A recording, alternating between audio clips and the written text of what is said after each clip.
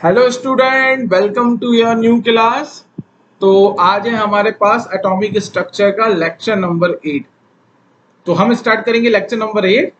तो हमेशा की तरह अपनी प्रथा को निभाते हुए सबसे पहले हमें क्या करना है, रिवीजन। तो रिवीजन हम करेंगे लेक्चर नंबर 7 का। तो बेटा लेक्चर नंबर 7 में मैंने फोटो इलेक्ट्रिक इफेक्ट, कौन से इफेक्ट की बात हो रही है, फोटो इलेक्ट्रिक इफेक्ट की बात कर रहा हूं मैं। तो फोटो इलेक्ट्रिक इफेक्ट हमारा लास्ट क्लास में हम कंप्लीट कर चुके हैं। तो फोटो इलेक्ट्रिक इफेक्ट क्या होता है, एक बार फटाफट विद इन 2 मिनट्स में इसका रिवाइज कराऊंगा। क्या क्या टॉपिक मैंने पढ़ाए, क्या क्या फॉर्मूले मैंने पढ़ाए, वो मैं आपको बताऊंगा। ठीक है। जब भी टारगेट प्लेट के ऊपर एक लाइट का इंसिडेंट होगा तो टारगेट प्लेट से इलेक्ट्रॉन निकलेंगे जिसको हम बोलेंगे फोटो इलेक्ट्रॉन, और उन फोटो इलेक्ट्रॉन की वजह से हमारे सर्किट में करंट का फ्लो स्टार्ट हो जाएगा जिसको हम बोलेंगे फोटो करंट। तो ये है फोटो इलेक्ट्रिक इफेक्ट। क्या क्या ऑब्जर्वेशन थी, क्या क्या कंक्लूजन थे, ये सब मैंने डिस्कस किए हैं आपके साथ। तो यहाँ पे आपको ध्यान क्या रखना है कि लाइट एक ईएमआर है, और अगर मैं बात करता हूँ प्लांक क्वांटम थ्योरी की तो वो ये कहता है कि जो ईएमआर होता है, ईएमआर के पास एक पार्टिकल नेचर होता है। मतलब कोई भी एटम, कोई भी मॉलिक्यूल अगर क्या करेगा, एनर्जी को एब्जॉर्ब करेगा या एनर्जी को इमिट करेगा तो डिस्क्रीट मैनर में करेगा। डिस्क्रीट मैनर का मतलब है डिसकंटिन्यूअस फॉर्म में। डिसकंटिन्यूअस फॉर्म का मतलब है एनर्जी के स्मॉल स्मॉल पैकेट में। तो फोटो इलेक्ट्रिक इफेक्ट में हम लाइट का यूज करते हैं। लाइट हमारी ईएमआर होती है। इसके अंदर, इसका मतलब लाइट के अंदर भी क्या है बेटा, एनर्जी के छोटे छोटे पैकेट, जिनको हम बोलते हैं क्वांटम और क्वांटा। क्योंकि हमारे पास जो ईएमआर है वो लाइट का है, इसलिए लाइट के क्वांटम और क्वांटा के लिए हमने एक अलग से एक वर्ड यूज करा है जिसको हम बोलते हैं फोटोन। ये आप सब पढ़ चुके हो, ये सब मैं आपको पढ़ा चुका हूं। तो होता क्या है, जब एक फोटोन मैटर सरफेस पे जो इलेक्ट्रॉन है उसके ऊपर स्ट्राइक करता है तो अपनी एनर्जी इलेक्ट्रॉन को दे देगा। तो इलेक्ट्रॉन क्या करेगा, उस एनर्जी का यूटिलाइज करेगा और यूटिलाइज करके मैटर सरफेस से बाहर आ जाएगा। अगर इलेक्ट्रॉन को जो एनर्जी मिल रही है वो रिक्वायर्ड एनर्जी से ज्यादा है मैटर सरफेस से बाहर आने के लिए, तो इलेक्ट्रॉन उस एनर्जी का यूज अपनी काइनेटिक एनर्जी में भी करेगा। तो यहाँ पे पहला हमने जो इक्वेशन पढ़ी थी वो ये पढ़ी थी, the energy of photon is equal to work function work function plus kinetic energy maximum. तो व्हाट इज वर्क फंक्शन, ये जो फाई है इसी फाई को हमने बोला था वर्क फंक्शन। और फाई को हमने कैसे डिफाइन किया था, the amount of energy required by the electron to come out from the matter surface. तो ये हम सब डिस्कस कर चुके हैं। और प्लांक क्वांटम थ्योरी में हम ये डिस्कस कर चुके हैं, जो एनर्जी ऑफ फोटोन होती है that is equal to H nu, या फिर हम इसको ये भी लिख सकते हैं एस सी वाई लैम्डा। तो ये सब इक्वेशन हमने पढ़ी है। इसमें इंपॉर्टेंट पॉइंट क्या था, इंपॉर्टेंट पॉइंट ये था, जब भी आप इंसिडेंट लाइट की फ्रीक्वेंसी को बढ़ाओगे तो काइनेटिक एनर्जी है फोटो इलेक्ट्रॉन की इनसाइड द ग्लास चैम्बर वो बढ़ जाएगी। और दूसरा इंपॉर्टेंट पॉइंट क्या था, जब आप इंटेंसिटी ऑफ लाइट को बढ़ाते हो या फिर ब्राइटनेस ऑफ लाइट को बढ़ाते हो तो क्या होता है, the number of photo electron emission बढ़ जाता है, जिसकी वजह से फोटो करंट का मैग्नीट्यूड बढ़ जाता है। ये दो पॉइंट इंपॉर्टेंट है विद रिस्पेक्ट टू नीट और JEE Mains point of view. ठीक है। फिर हमने आपको क्या पढ़ाया, हमने आपको पढ़ाया three should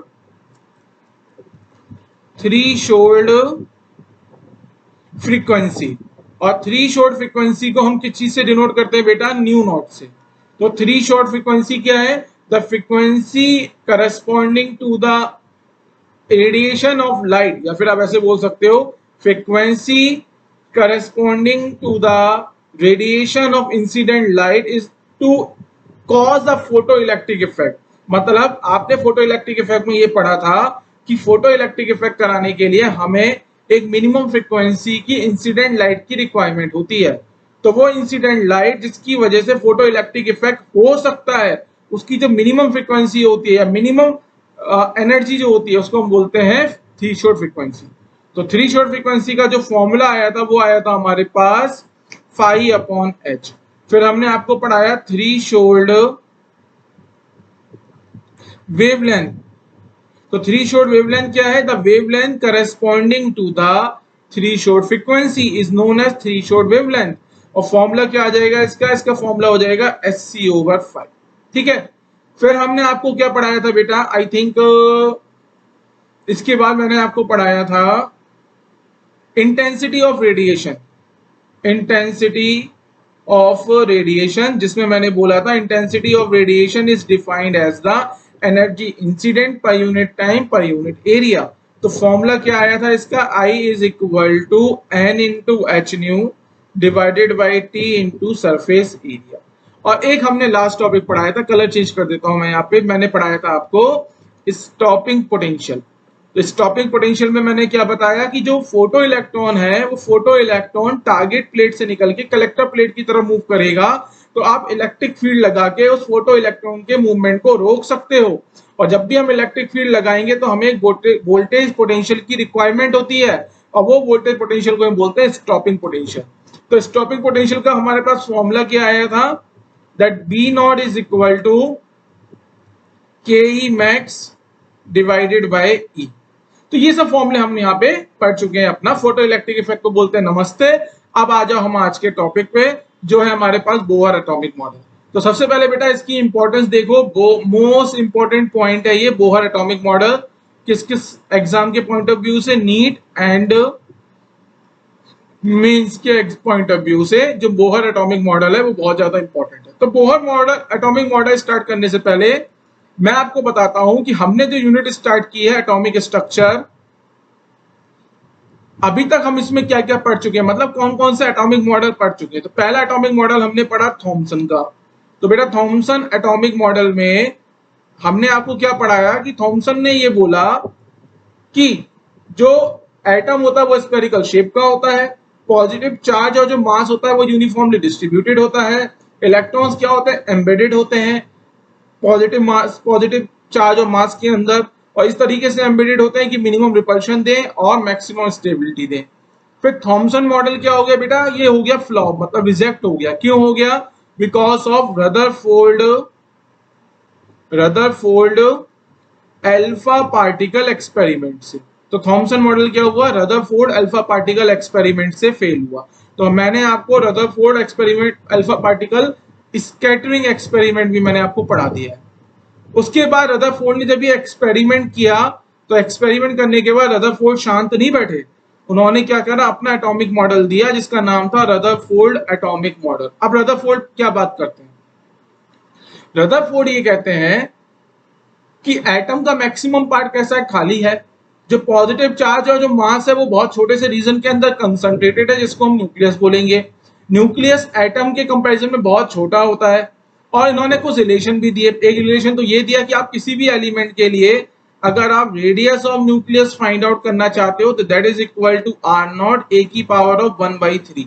what is R naught, R naught उन्होंने बताया एक कांस्टेंट है जिसकी वैल्यू 1.33 इंटू 10 की पावर ऑफ -13 सेंटीमीटर है। और ए जो हो जाएगा, ए क्या होगा, ए हो जाएगा जिस एलिमेंट की आप न्यूक्लियस की रेडियस निकाल रहे हो उस एलिमेंट का मास नंबर।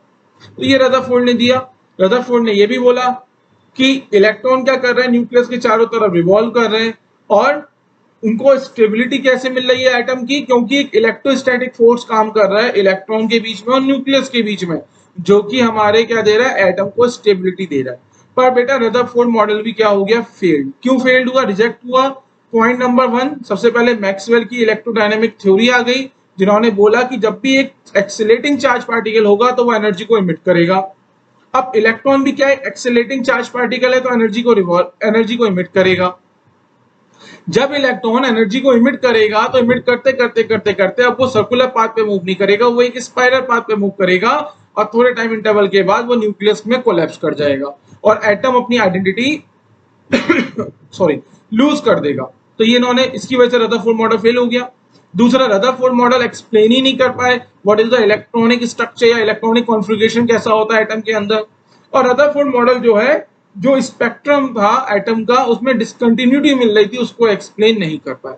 तो रदरफोर्ड मॉडल भी क्या हो गया, रिजेक्ट हो गया। उसके बाद, इन सब मॉडल के बाद हमारे आए हैं बोहर एटॉमिक मॉडल। अब देखो बोहर एटॉमिक मॉडल में अब हम पढ़ेंगे कुछ चीजें। सबसे पहले कुछ चीजें आपको बिल्कुल क्लियर हो जानी चाहिए एग्जाम के पॉइंट ऑफ व्यू से। बेटा ये चीजें बहुत इंपॉर्टेंट है जो बता रहा हूं, पहले आप ये नोट करके लिखोगे। क्या लिखोगे, सबसे पहला पॉइंट कि Bohr atomic model is only applicable for hydrogen और हाइड्रोजन लाइक स्पीसी। तो हम पहला पॉइंट लिखेंगे यहाँ पे, Bohr atomic model Bohr's atomic model is only applicable for hydrogen and hydrogen like स्पीसी। अब ये हाइड्रोजन और हाइड्रोजन लाइक स्पीसी क्या होती है इसको समझो। अगर हम हाइड्रोजन की बात करें तो हाइड्रोजन का एटॉमिक नंबर है 1 और मास नंबर भी कितना होता है 1। तो अगर मैं प्रोटॉन पूछूंगा तो नंबर ऑफ प्रोटॉन हाइड्रोजन में कितने आ गए 1, न्यूट्रॉन कितने हो गए बेटा 0 और इलेक्ट्रॉन कितने हो गए 1। तो मतलब हाइड्रोजन के अंदर जो इलेक्ट्रॉन होते हैं वो इलेक्ट्रॉन कितने हैं 1। अब हमें हाइड्रोजन लाइक स्पीसी लेनी है। आपको पता है हाइड्रोजन लाइक स्पीसी का मतलब अब आपको अपना एलिमेंट चेंज करना है। अब आपको क्या करना है, अपना एलिमेंट चेंज करना है। जैसे ही आप एलिमेंट को चेंज करते हो तो हर एक एलिमेंट के पास अपना एक डिफरेंट एटॉमिक नंबर होता है। समझ में आ रही है बात। जब हम एलिमेंट को चेंज करेंगे तो एलिमेंट के पास क्या होगा, अपना एक डिफरेंट एटॉमिक नंबर होगा। सपोज करो मैंने कोई एक एलिमेंट ले लिया है Z, या फिर आप एक काम करो X ले लो। मैंने कोई एक एलिमेंट लिया X जिसका एटॉमिक नंबर है Z और जिसका मास नंबर है A। ठीक है। अब एक बात बताओ, जैसे ही मैं हाइड्रोजन के अलावा कोई दूसरा एलिमेंट लूंगा तो मुझे पता है कि Z जो होते हैं वो नंबर ऑफ प्रोटॉन होते हैं और हर एक एलिमेंट क्या मैं एलिमेंट के आइसोटोप्स की बात नहीं कर रहा हूं, मैं सिर्फ एलिमेंट की बात कर रहा हूं। हर एक एलिमेंट के लिए जो नंबर ऑफ प्रोटॉन होते हैं या फिर जो एटॉमिक नंबर होता है वो डिफरेंट होता है। इसका मतलब अगर मुझे हाइड्रोजन लाइक स्पीसी लेनी है तो एक ऐसी स्पीसी तो मैं बिल्कुल नहीं ले सकता, क्योंकि प्रोटॉन के अंदर बेटा कभी भी सिमिलैरिटी नहीं मिलने वाली। हाइड्रोजन के अंदर जितने प्रोटॉन हैं, आप कोई भी दूसरा एलिमेंट लिया उसके अंदर जो प्रोटॉन होंगे वो हाइड्रोजन के नंबर ऑफ प्रोटॉन के इक्वल नहीं होंगे। इसका मतलब अगर आप कोई एक स्पीसी लाते हो जिसको आप बोलते हो हाइड्रोजन लाइक स्पीसी, इसका मतलब हाइड्रोजन में और जो दूसरी स्पीसी है उनके बीच में कभी भी प्रोटॉन की सिमिलैरिटी नहीं हो सकती, नंबर ऑफ प्रोटॉन की सिमिलैरिटी नहीं हो सकती, नंबर ऑफ न्यूट्रॉन की सिमिलैरिटी भी नहीं हो सकती। तो इसका मतलब अगर मुझे हाइड्रोजन और हाइड्रोजन लाइक स्पीसी बनानी है तो मेरे पास सिर्फ अब एक ही ऑप्शन बचा, वो बचा इलेक्ट्रॉन। हाइड्रोजन के अंदर एक इलेक्ट्रॉन है तो क्यों ना मैं एक ऐसी स्पीसी लेके आऊं जिसके अंदर भी एक ही इलेक्ट्रॉन हो और मैं बोलूंगा this स्पीसी is like a hydrogen like स्पीसी based upon the number of electron. समझ में आया? समझ में आई कहानी क्या है?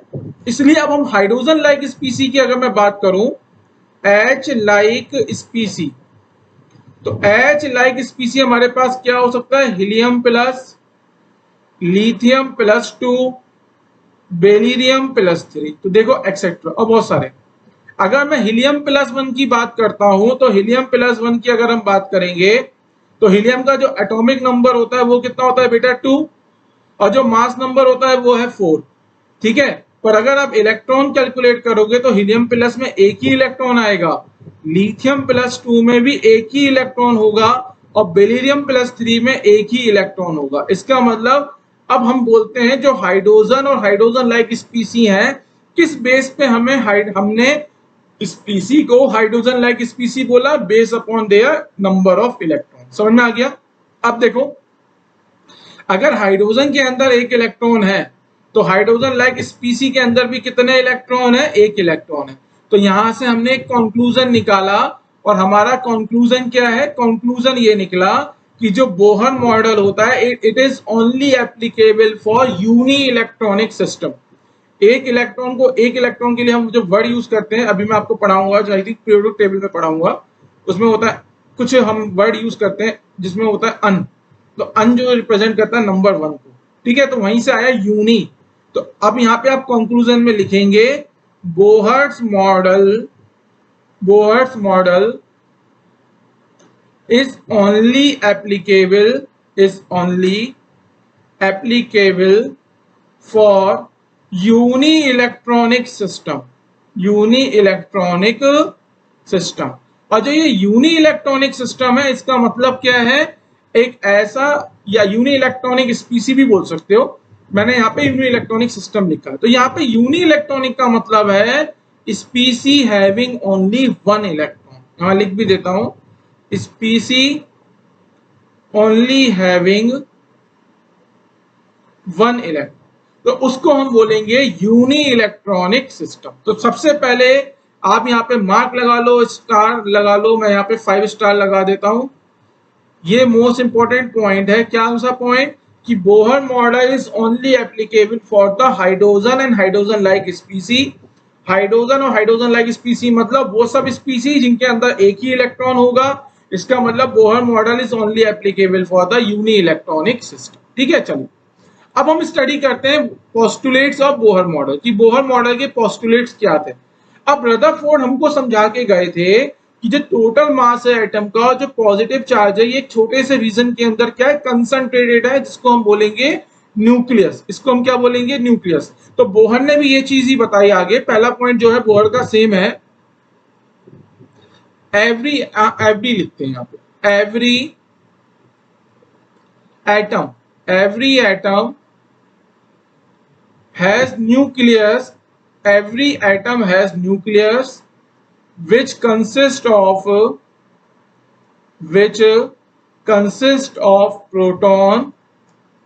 protons and neutrons.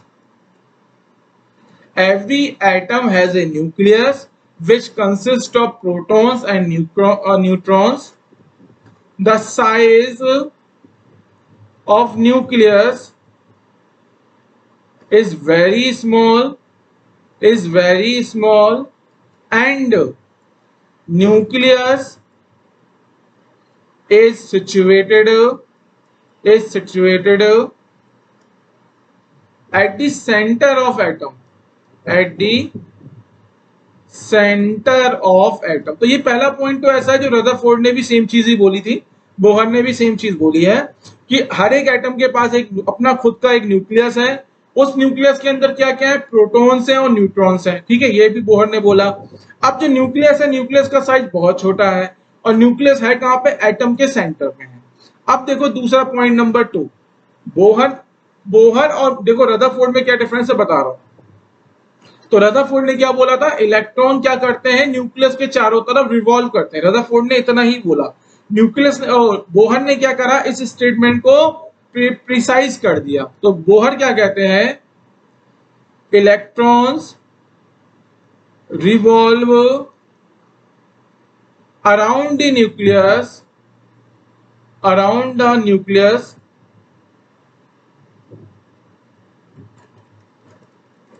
around the nucleus in well defined circular path,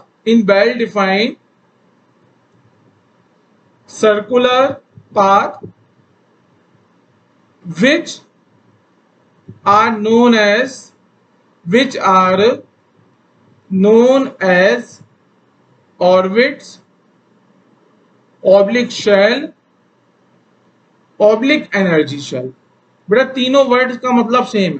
तो अब क्या हुआ, बोहर ने बोला कि हमारे जो इलेक्ट्रॉन है वो न्यूक्लियस के चारों तरफ क्या कर रहे हैं, रिवॉल्व हो रहे हैं। पर वो न्यूक्लियस के चारों तरफ जो रिवॉल्व हो रहे हैं वो वेल डिफाइंड सर्कुलर पाथ है। और उन वेल डिफाइंड सर्कुलर पाथ को क्या क्या बोला गया है, क्या तो आप इन्हें ऑर्बिट बोल सकते हो, आप इन्हें शेल भी बोल सकते हो, आप इन्हें एनर्जी शेल भी बोल सकते हो।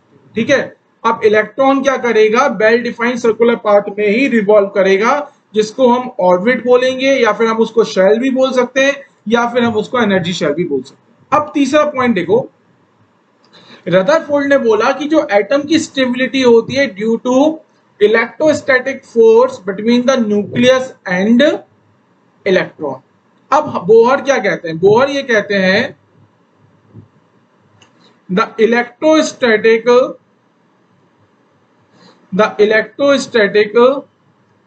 force of attraction, between nucleus and electron is balanced by the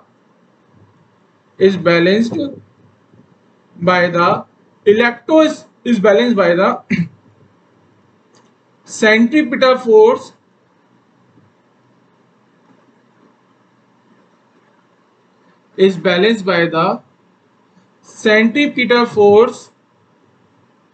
acting on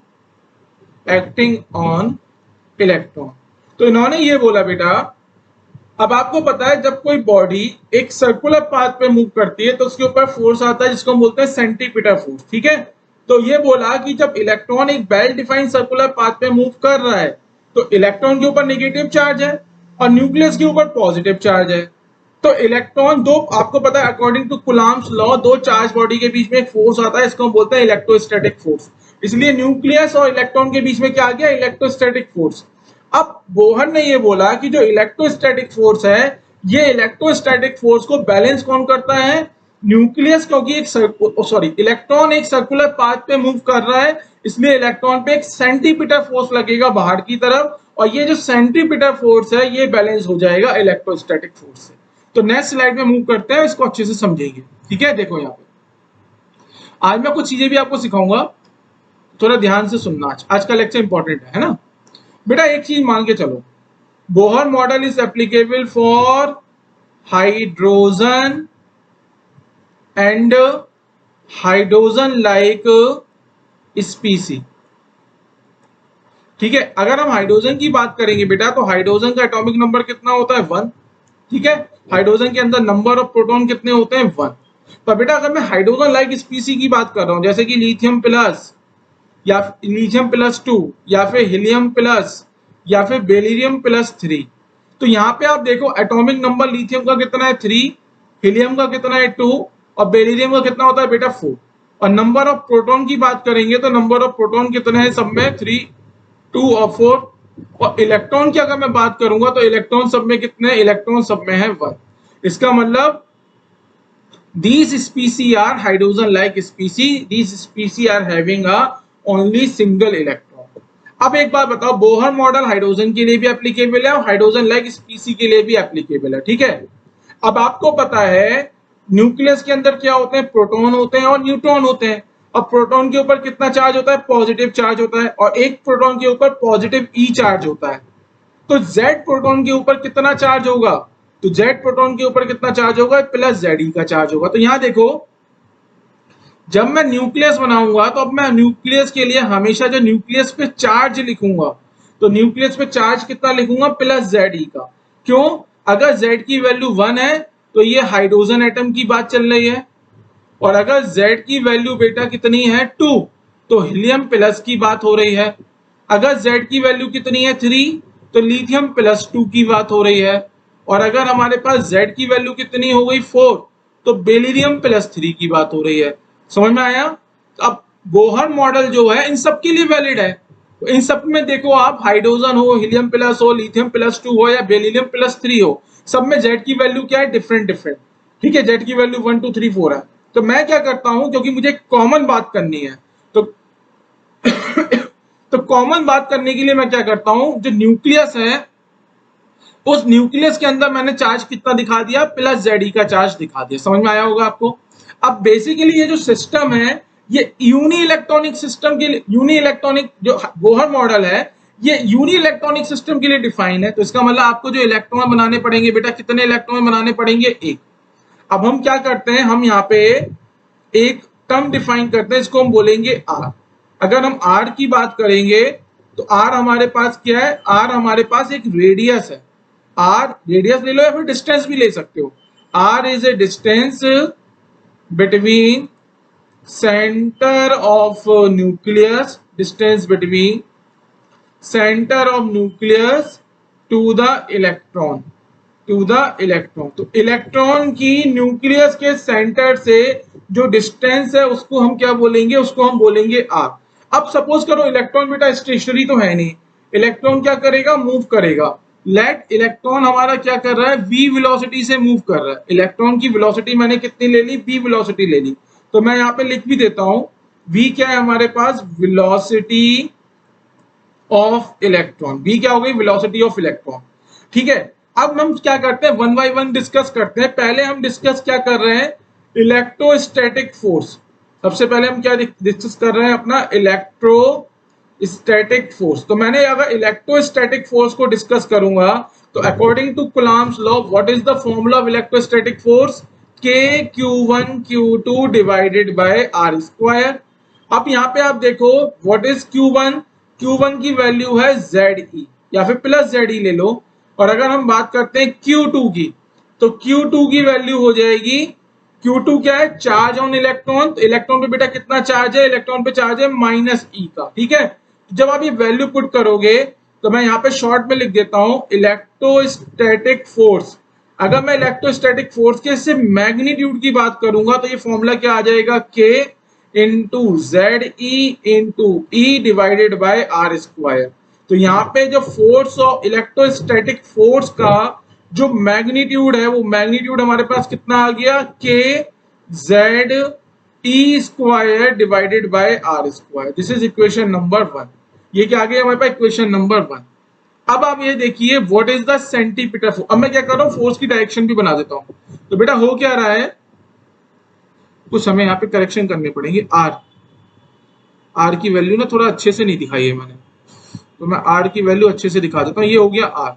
अब आप यहाँ देखो जो इलेक्ट्रोस्टैटिक फोर्स है वो इलेक्ट्रोस्टैटिक फोर्स का नेचर बताओ मुझे। इलेक्ट्रोस्टैटिक फोर्स क्या तो अट्रैक्शन हो सकता है या रिपल्शन हो सकता है।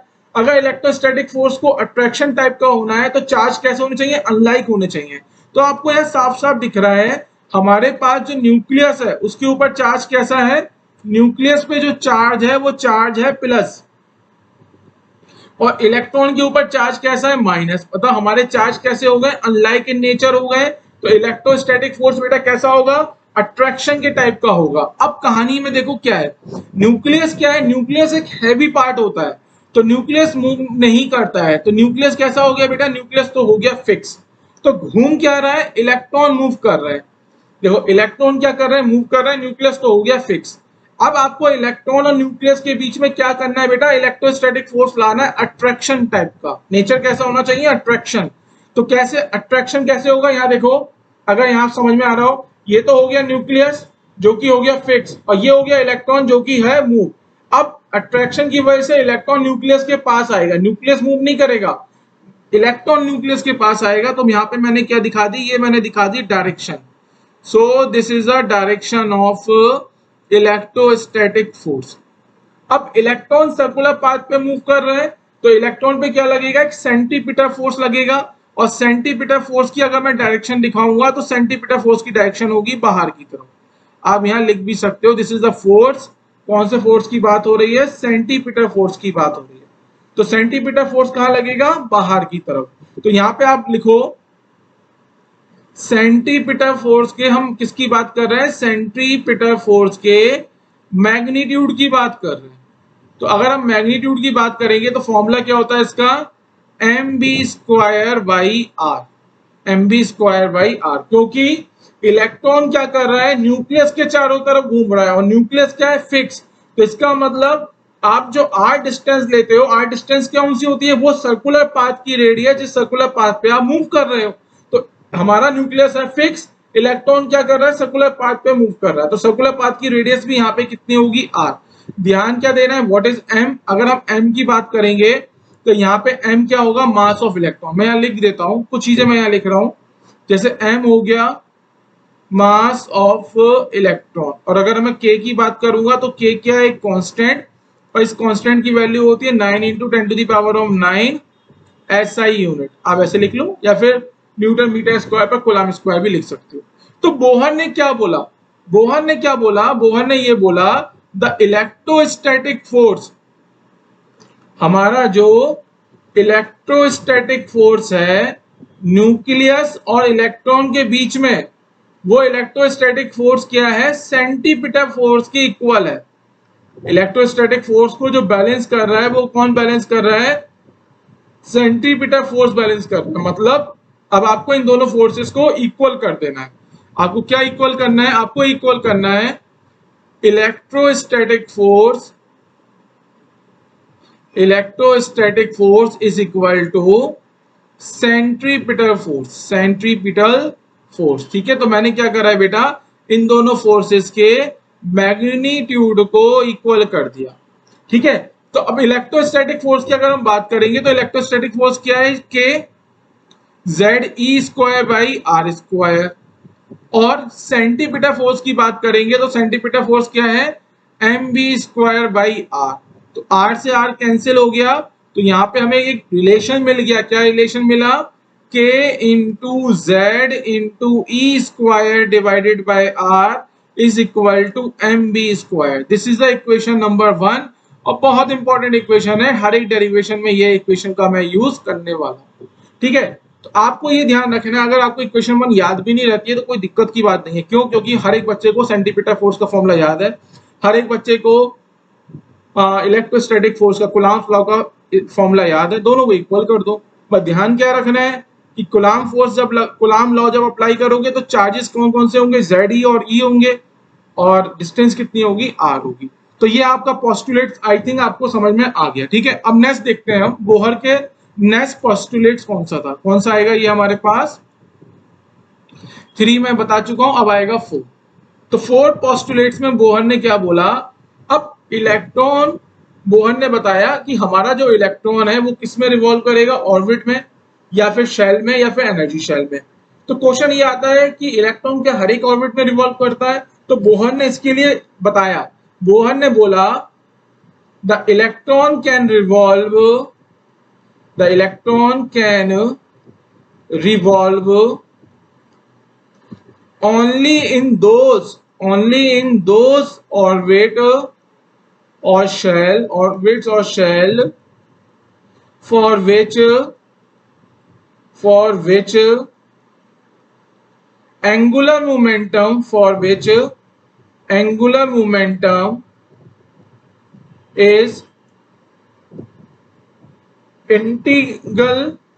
integral multiple of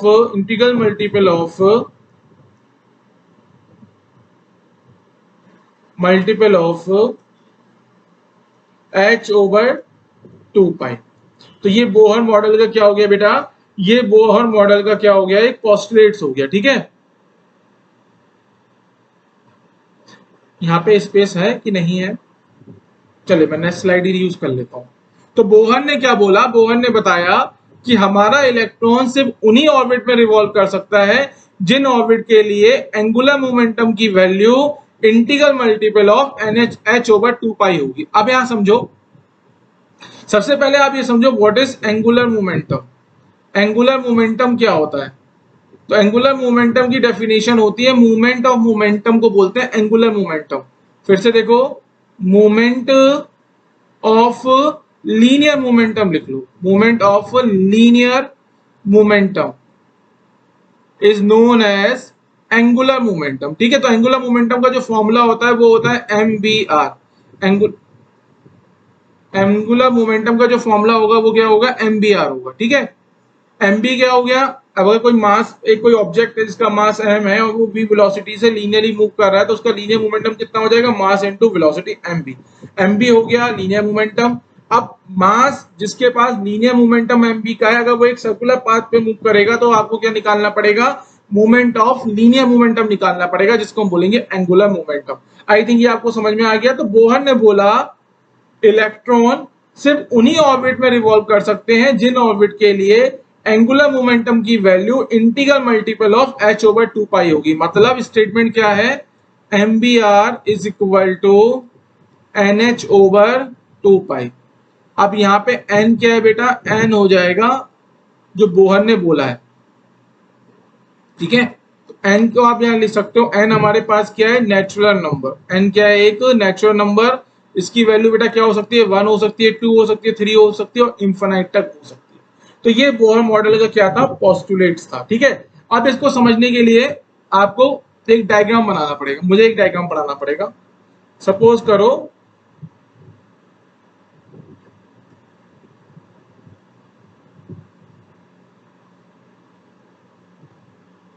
ये मैंने डायग्राम बना दिया। ठीक है, तो हमने क्या करा, ये दिखा दिया अपना न्यूक्लियस। ये क्या दिखाया हमने, न्यूक्लियस। तो न्यूक्लियस के ऊपर, न्यूक्लियस के अंदर पॉजिटिव चार्ज ही होता है, तो पॉजिटिव चार्ज से समझ जाओ ये न्यूक्लियस है। तो बेटा हमने क्या करा, एटम की ऑर्बिट्स दिखाई हैं। तो ये एटम की ऑर्बिट है, n इजिकल टू 1 क्या है, एटम की एक ऑर्बिट।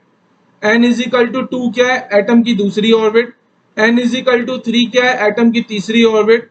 n इजिकल टू 4 क्या है, एटम की फोर्थ ऑर्बिट। ठीक है, तो बोहर ने बोला इलेक्ट्रॉन सिर्फ उन्हीं ऑर्बिट में रिवॉल्व कर सकता है जिन ऑर्बिट के लिए एंगुलर मोमेंटम की value integral multiple of h over 2 pi होगी। ठीक है, अब यहाँ पे आपको कुछ चीजें समझनी है। कैसे? अगर मैं n इज इक्वल टू 1 लिख रहा हूं तो n इज इक्वल टू 1 का मतलब क्या है बेटा? फर्स्ट ऑर्बिट, या फिर आप इसको क्या लिख सकते हो? फर्स्ट शेल भी लिख सकते हो। ये क्या है हमारे पास? First shell. और इसके लिए हम एक अलग से एक क्या कहते हैं वेरिएबल यूज करते हैं, that is K shell. n is equal to 1 हमारा के शेल भी कहलाता है। तो n इज इक्वल टू 1 को आप के शेल भी बोल सकते हो, दिस इज के शेल। इसी तरीके से n इज इक्वल टू 2 को हम बोलते हैं L shell, n is equal to 3 को बोलते हैं M shell, n is equal to 4 को बोलते हैं एन शेल। तो यहाँ पे हम लिखवा देते हैं आपको, n इज इक्वल टू 1 हो गया। n इज इक्वल टू 2 का मतलब क्या है बेटा? सेकेंड ऑर्बिट, या फिर मैं किसकी बात कर रहा हूँ? सेकेंड शेल की बात कर रहा हूँ।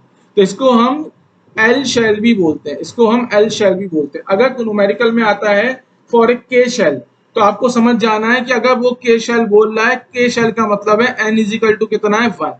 अगर वो न्यूमेरिकल में बोलता है फॉर एल शेल, तो एल शेल के लिए समझ जाओ n की वैल्यू कितनी होगी? 2। समझ में आ रही है बात जो मैं समझाना चाह रहा हूं? जो फर्स्ट ऑर्बिट होता है उसको हम बोलते हैं के शेल, या जो सेकेंड ऑर्बिट और शेल होता है उसका दूसरा नाम होता है एल शेल। इसी तरीके से हम लिखवा देते हैं n इज इक्वल टू 3 या n इज इक्वल टू 4, इसको हम बोलेंगे थर्ड ऑर्बिट और शेल, इसको हम बोलेंगे फोर्थ ऑर्बिट और शेल। ठीक है, तो थर्ड ऑर्बिट के लिए हम यहाँ पे यूज करते हैं, थर्ड ऑर्बिट का दूसरा नाम होता है एम शेल और फोर्थ ऑर्बिट का दूसरा नाम होता है एन शेल। तो ये आपको याद रखो, 4 तक याद रख लो बस। ठीक है, 4 तक आपको याद रखना है। क्या याद रखना है? के एल एम एन। तो के के लिए एन की वैल्यू 1, एल के लिए एन की वैल्यू 2, एम के लिए एन की वैल्यू 3, एन के लिए एल की वैल्यू 4। और आगे जाके पता चलेगा ये जो एन है ये एन ही होता है हमारा। इसी एन को हम बोलते हैं principal quantum number, principal quantum number. पर ये सब आगे की कहानी है। अभी आप ये समझ लो n क्या रिप्रेजेंट कर रहा है? n ऑर्बिट नंबर या शेल नंबर रिप्रेजेंट कर रहा है। हमने first shell, second shell, third shell, fourth shell के लिए एक अलग से भी हमने क्या करें, एक वेरिएबल डिफाइन कर दी। जैसे के शेल का मतलब फर्स्ट शेल, सेकंड शेल का नाम रख दिया एल शेल, थर्ड शेल का नाम रख दिया एम शेल, फोर्थ शेल का नाम रख दिया एन शेल। ठीक है, तो के एल एम एन का मतलब है n is equal to 1 2 3 and 4। ठीक है, चलिए अब नेक्स्ट मूव करते हैं हम। नेक्स्ट बोहर ने पोस्टुलेट्स में बोला, कौन सा आएगा ये? 4 है, फिफ्थ है, फिफ्थ। अब बोहर ने क्या बोला बेटा? अब इलेक्ट्रॉन क्या करेगा? एनर्जी को एब्सॉर्ब करेगा। तो इलेक्ट्रॉन एनर्जी को कैसे एब्सॉर्ब करेगा? In the form of EMR. समझ में आ गया? और यहां तक आज आपको ये चीज पता है कि अगर मैं ईएमआर की बात करूंगा तो ईएमआर के पास कैसा नेचर है? Wave nature, according to Maxwell electromagnetic theory. और ईएमआर के पास कैसा नेचर है? Particle nature, particle nature according to Planck quantum theory. अब ये चीज आपको क्लियर हो जानी चाहिए बेटा। अब ये मैं पूरा बहुत डिटेल से आपको पढ़ा चुका हूं। तो बोहर ने क्या बोला? बोहर ने ये बोला इलेक्ट्रॉन, सुनो, electron absorb energy in the form of EMR, in the form of EMR. तो इलेक्ट्रॉन क्या करेगा? एनर्जी को एब्सॉर्ब करेगा। इलेक्ट्रॉन क्या करेगा बेटा? एनर्जी को एब्सॉर्ब करेगा in the form of EMR. पर यहां पे इन्होंने एक चीज यूज करी, वो हमें समझना है। कैसे समझना है इसको समझो, बच्चों को यहां पे बहुत डाउट रहता है। Electron can only absorb energy, या फिर हम ये लिख सकते हैं electron can only absorb certain energy. Electron absorb कर सकता है only certain energy, so that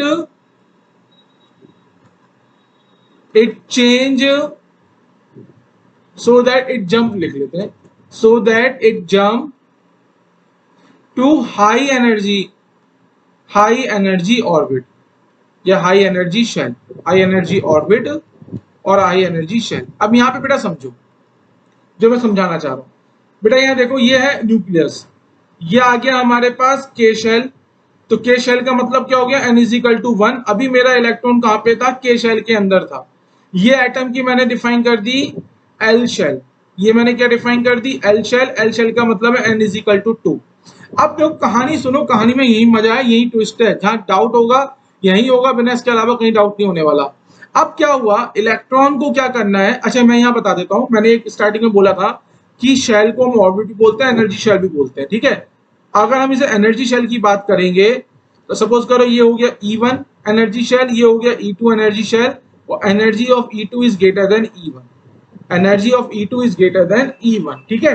अब हम क्या कह रहे हैं, अब हम इस इलेक्ट्रॉन को क्या दे रहे हैं बेटा, एनर्जी दे रहे हैं, ठीक है। तो इलेक्ट्रॉन एनर्जी एब्जॉर्ब करेगा, कौन से केस में एब्जॉर्ब करेगा वो समझना है। सबसे पहले इलेक्ट्रॉन जो एनर्जी ऑब्जॉर्ब करेगा in the form of EMR absorb करेगा, ठीक है। इलेक्ट्रॉन एनर्जी तभी एब्जॉर्ब कर सकता है जब वो अपने ऑर्बिट और शेल को चेंज करके हाई एनर्जी लेवल या हाई एनर्जी ऑर्बिट और शेल में जाएगा। समझ में आ रही है बात। सपोज करो इलेक्ट्रॉन को के शेल से एल शेल में जाने के लिए 10 इलेक्ट्रॉन वोल्ट एनर्जी की रिक्वायरमेंट थी, ठीक है। आपने इलेक्ट्रॉन को जो एनर्जी दी वो एनर्जी दी 8 इलेक्ट्रॉन वोल्ट की। इलेक्ट्रॉन को अपना ऑर्बिट चेंज करने के लिए कितनी एनर्जी की रिक्वायरमेंट है, 10 इलेक्ट्रॉन वोल्ट की। बेटा कितने की रिक्वायरमेंट है, 10 इलेक्ट्रॉन वोल्ट की। पर आप इलेक्ट्रॉन को जो एनर्जी दे रहे हो वो कितनी दे रहे हो, 8 इलेक्ट्रॉन वोल्ट। तो इलेक्ट्रॉन ये एनर्जी अब्सॉर्ब नहीं करेगा। इलेक्ट्रॉन क्या करेगा, रखो भाई अपनी एनर्जी अपने पास, तुम्हारी एनर्जी लेके, तुमसे एनर्जी लेके, साला मैं अपना ऑर्बिट चेंज नहीं कर पा रहा हूं और तुम्हारा एहसान मैं और ले लूंगा, तो मैं क्या करूंगा। इलेक्ट्रॉन कहेगा भैया मैं अपने जिस ऑर्बिट में हूं उस ऑर्बिट में खुश हूं।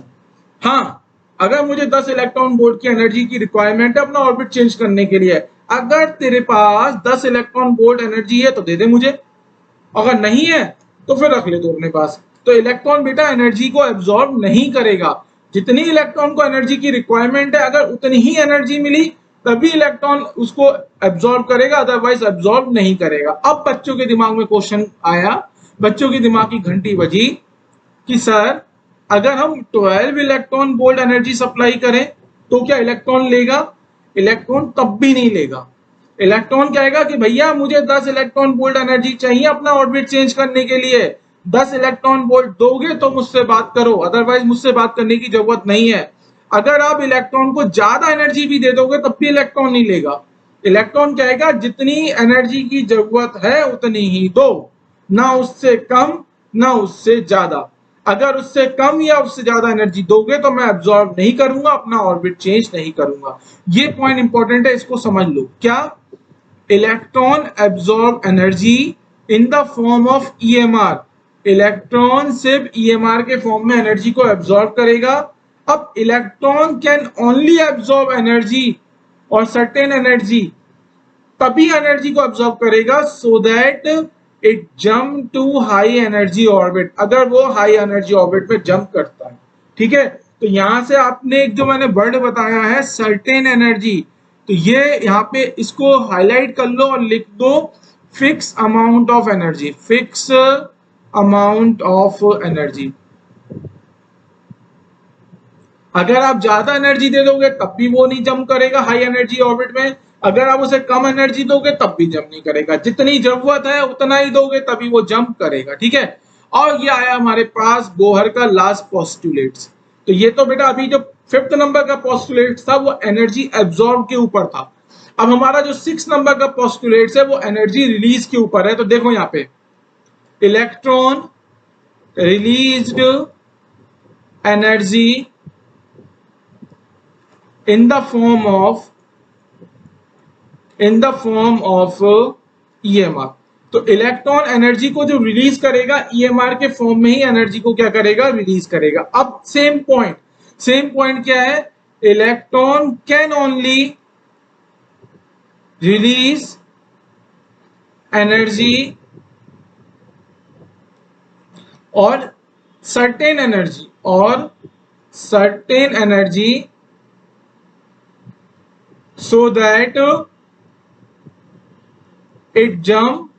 so that it jumps या फिर so that it come back लिख लो, so that it come back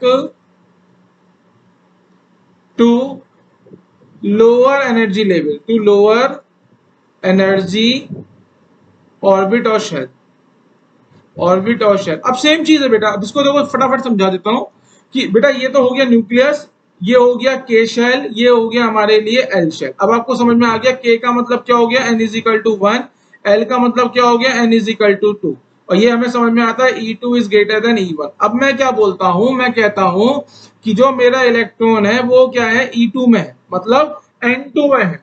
electron के पास एनर्जी है। अब सपोज करो इलेक्ट्रॉन के पास एनर्जी कितनी है, इलेक्ट्रॉन के पास एनर्जी है 10 इलेक्ट्रॉन वोल्ट, लिख देता हूं कितनी एनर्जी है 10 इलेक्ट्रॉन वोल्ट एनर्जी है। अब इलेक्ट्रॉन को हाई एनर्जी लेवल से लो एनर्जी लेवल पे आना है, यहां पे आना है इलेक्ट्रॉन को, ठीक है। अब इस ऑर्बिट की जो एनर्जी है वो मैंने ले दी कितनी 4 इलेक्ट्रॉन वोल्ट, ठीक है। अब मैं यहां पे जो पॉइंट बता रहा हूं उसको ध्यान से सुनो, इलेक्ट्रॉन हाई एनर्जी लेवल से लो एनर्जी लेवल में तभी जा सकता है जब वो एक certain amount of energy release करेगा। कैसे, यहां समझो, इलेक्ट्रॉन के पास 10 इलेक्ट्रॉन वोल्ट एनर्जी है। अगर इलेक्ट्रॉन अगर इलेक्ट्रॉन 6 इलेक्ट्रॉन वोल्ट एनर्जी को रिलीज कर देगा तो वो n इज इक्वल टू 1 में आ जाएगा। अदरवाइज अगर इलेक्ट्रॉन ने चाहे 7 इलेक्ट्रॉन वोल्ट एनर्जी रिलीज कर दी हो या फिर 5 इलेक्ट्रॉन वोल्ट एनर्जी रिलीज करी हो, वो कभी भी n इज इक्वल टू 1 में नहीं आएगा और एनर्जी को रिलीज नहीं करेगा। समझ में आ रही कहानी? इसको मैं जरा थोड़ा सा एक नोट यहां बताता हूं, यहां समझो।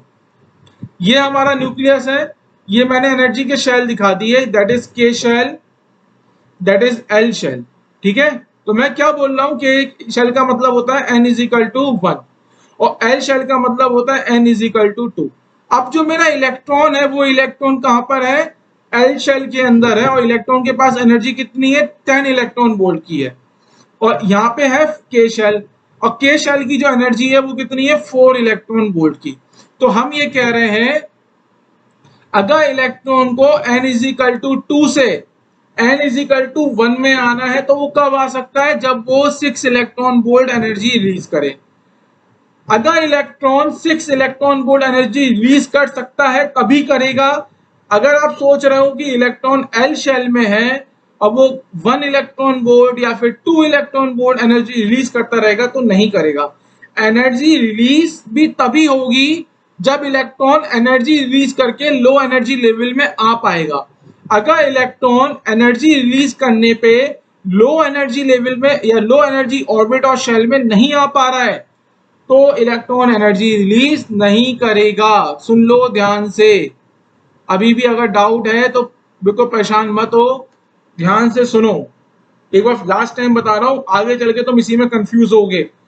इलेक्ट्रॉन यहां मैं ऐसे दिखाता हूं, n is equal to 1, n is equal to 2, electron है n इज इक्वल टू 1 में, तो electron n is equal to 1 से n इज इक्वल टू 2 में जाएगा तो क्या करेगा, एनर्जी को एब्जॉर्ब। क्या करेगा, एनर्जी को एब्जॉर्ब। इलेक्ट्रॉन एनर्जी एब्जॉर्ब तभी करेगा जब वो n इज इक्वल टू 1 से n इज इक्वल टू 2 में जाने के लायक है, मतलब एनर्जी लेके n इज इक्वल टू 1 से n इज इक्वल टू 2 में जाने लायक है तो इलेक्ट्रॉन एनर्जी ले लेगा।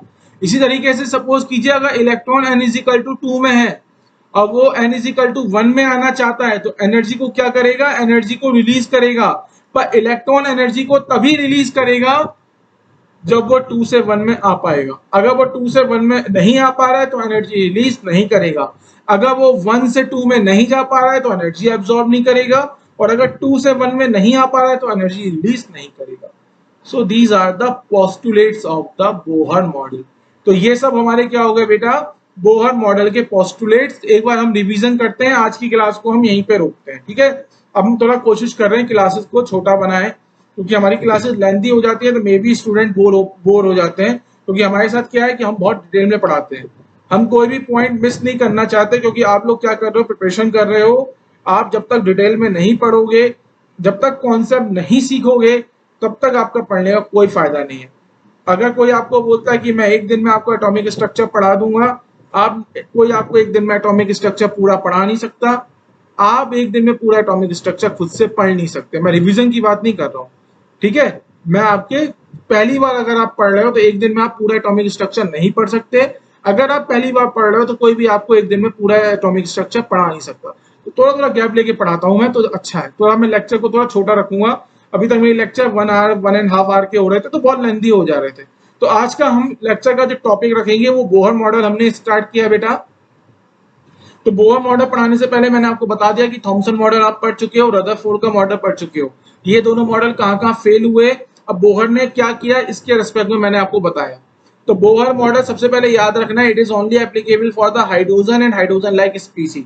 हाइड्रोजन लाइक स्पीसी कौन सी स्पीसी होंगी, वो सब स्पीसी जिनके अंदर सिर्फ एक ही इलेक्ट्रॉन होगा। इसलिए मैंने बोला कि Bohr model is applicable for the uni electronic system. I think ये आपको क्लियर हो गया।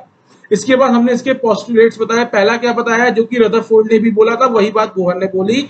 न्यूक्लियस क्या है, बहुत छोटा है, इसके अंदर प्रोटॉन और न्यूट्रॉन है। न्यूक्लियस क्या है, एटम के सेंटर में है। ये बात रदरफोर्ड ने भी बोली थी। दूसरा पॉइंट इन्होंने क्या बोला, अब जो हमारा इलेक्ट्रॉन है न्यूक्लियस के चारों तरफ वेल डिफाइंड सर्कुलर पाथ में रिवॉल्व कर रहा है, जिसको हम ऑर्बिट बोलेंगे और शेल बोलेंगे। तीसरा पॉइंट बोला कि इलेक्ट्रॉन और न्यूक्लियस के बीच में क्या आ रहा है, एक इलेक्ट्रोस्टैटिक फोर्स आता है, इलेक्ट्रोस्टैटिक फोर्स ऑफ अट्रैक्शन। उस इलेक्ट्रोस्टैटिक फोर्स ऑफ अट्रैक्शन को बैलेंस कौन करता है, एक सेंटीमीटर फोर्स जो कि इलेक्ट्रॉन पे बाहर की तरफ लगता है। ठीक है, तो ये हमने सब बताया। और हमने क्या करा बेटा, दोनों फोर्सेस को बैलेंस कर दिया, और दोनों फोर्सेस को बैलेंस करके अपनी इक्वेशन नंबर 1 बना दी। उसके बाद क्या हुआ, यहाँ पे एक काम हुआ करो बेटा, इस वाली इक्वेशन को सब लोग इक्वेशन नंबर 2 डालो, और यहाँ पे भी लिखो मोस्ट इंपॉर्टेंट। कल वाली क्लास मतलब नेक्स्ट क्लास में मैं जो डेरिवेशन कराऊंगा, उन डेरिवेशन में इक्वेशन नंबर 1 और इक्वेशन नंबर 2 की बहुत बड़ा रोल है। ठीक है, उसके बाद नेक्स्ट पोस्टुलेट जो बोहर ने दिया वो ये दिया कि इलेक्ट्रॉन उन्हीं ऑर्बिट में रिवॉल्व कर सकते हैं जिन ऑर्बिट के लिए एंगुलर मोमेंटम की value integral multiple of h/2π होगी। ठीक है, तो हमने ऑर्बिट बनाया। ऑर्बिट को हम शेल भी बोलते हैं, एनर्जी शेल भी बोलते हैं। ऑर्बिट का नंबर होता है 1 2 3 4। इसका मतलब जो 1 2 3 4 जो ऑर्बिट है, जो शेल है, इनके लिए हमने एक अलग से नेमिंग यूज की है, K shell, L shell, M shell and N shell. ठीक है, फिर हमने नेक्स्ट पोस्टुलेट बताया, इलेक्ट्रॉन एनर्जी एब्जॉर्ब करेगा in the form of EMR, पर इलेक्ट्रॉन हर समय एनर्जी एब्जॉर्ब नहीं करता है। इलेक्ट्रॉन एनर्जी तभी एब्जॉर्ब करेगा जब एनर्जी एब्जॉर्ब करने के बाद इलेक्ट्रॉन एक हायर एनर्जी लेवल में जा पाएगा। और लास्ट पोस्टुलेट्स बताया कि इलेक्ट्रॉन एनर्जी को रिलीज भी करता है, पर इलेक्ट्रॉन हर समय एनर्जी रिलीज नहीं करता है। इलेक्ट्रॉन सिर्फ उस केस में ही एनर्जी को रिलीज करेगा जिस केस में इलेक्ट्रॉन एनर्जी रिलीज करके लो एनर्जी लेवल में आ पाएगा। आई थिंक ये आपको क्लियर है। तो बेटा हम नेक्स्ट क्लास का डिस्कशन कर लेते हैं। नेक्स्ट क्लास में हम आपको पढ़ाने वाले हैं derivation of Bohr atomic model, जिसमें पहला डेरिवेशन हम पढ़ाएंगे रेडियस ऑफ nth ऑर्बिट, फिर हम पढ़ाएंगे velocity of electron in the nth orbit, और उसके बाद हम बहुत सारे न्यूमेरिकल अफेयर सॉल्व करने वाले हैं। तो हमने पूरा लेक्चर प्लान आपके लिए डिसाइड कर रखा है। तो आप स्टूडेंट से रिक्वेस्ट है, अगर आपको ये लेक्चर सीरीज अच्छी लग रही है, प्लीज आप इसको लाइक करो, शेयर करो, अपने फ्रेंड्स को बताओ, और प्लीज इसको मेरे इस जर्नी में मेरा भी सपोर्ट करो, क्योंकि मैं आपकी जर्नी में आपका सपोर्ट कर रहा हूँ। तब तक के लिए अपना ध्यान रखो, खाने पीने का ध्यान रखो, हेल्थ का ध्यान रखो, पढ़ाई का ध्यान रखो। मिलता हूँ आपसे एटॉमिक स्ट्रक्चर के नेक्स्ट लेक्चर में। See you in a next lecture of atomic structure. तब तक के लिए टाटा, बाय बाय।